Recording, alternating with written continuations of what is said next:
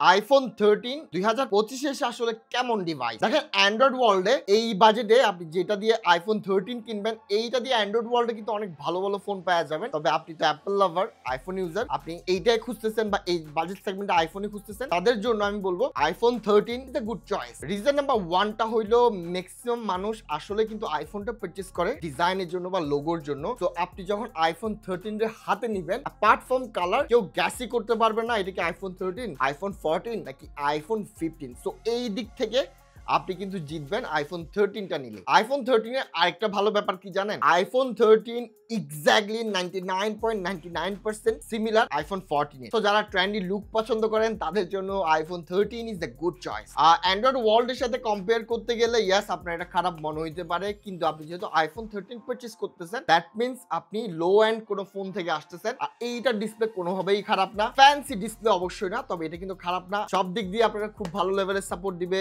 OLED display panel আছে, Colors গুলো accurate, কোনো দিক থেকে আপনারা এটা প্যারা দিবে না। জাস্ট ফ্যান্সি না এই দুটো।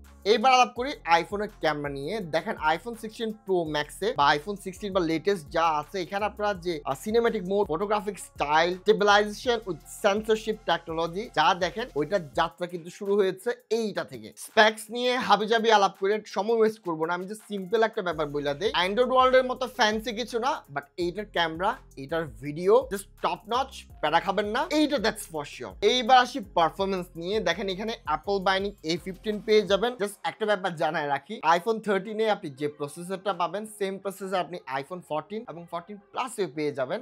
এটা আসলে আইফোন 14 সিরিজের জন্য স্যাড ব্যাপার হলো এইটা কিন্তু আইফোন 13 এর সবচেয়ে স্ট্রং পয়েন্ট। দেখেন যেহেতু 60 fps refresh rate, 60 hertz display, এইটা পারফরম্যান্স লিমিটেড। আপনি যখন পাবজি খেলতে যাবেন 60 হার্টজেই 60 fps এ এটা লিমিটেড থাকবে। তবে ভাই ট্রাস্ট মি, পাবজি মতো গেম আপনি যখন রান করবেন 60 fps এ, এটা আপনাকে স্মুথ একটা গেম প্লে দিবে, প্যারা দিবে না। প্রবলেম শুধু একটু ব্যাটারি লাইফ নিয়ে খেয়ে যাবেন, ব্যাটারিটা একটু বেশি ড্রেন করে। তবে খুব বেশি খারাপ আমি এটা আসলে বলতে পারি না, আমি যদি পারফরম্যান্সটা চিন্তা করি। আর সিম্পল একটা ব্যাপার বইলা দেই, আইফোন 16 প্রো ম্যাক্স 60 fps আমি গেম প্লে করে দেখেছি, 13 এও দেখেছি। আমি খুব বেশি আসলে আর ডিফারেন্স এটারে বলবো না। 16 Pro Max obviously superior phone, come on, obviously superior phone, তবে এইটা কোনোভাবে খারাপ না আজকের দিনে এসেও। এইবার আসি ব্যাটারি লাইফ নিয়ে। দেখেন বাচ্চা পোলাপান যারা আছে, যারা প্রচুর পরিমাণে গেম খেলে, ইয়াস তাদের জন্য এটা একটু প্যারা হয়ে যাবে। কিন্তু মিড এজের যারা আছেন, যারা আসলে অফিসিয়াল পারপাসে ফোন ইউজ করেন, মোস্ট অফ দ্য টাইম কলের সাথে থাকেন, মাঝে মাঝে ক্যামেরা গুতাগুতি করেন, অল্প স্বল্প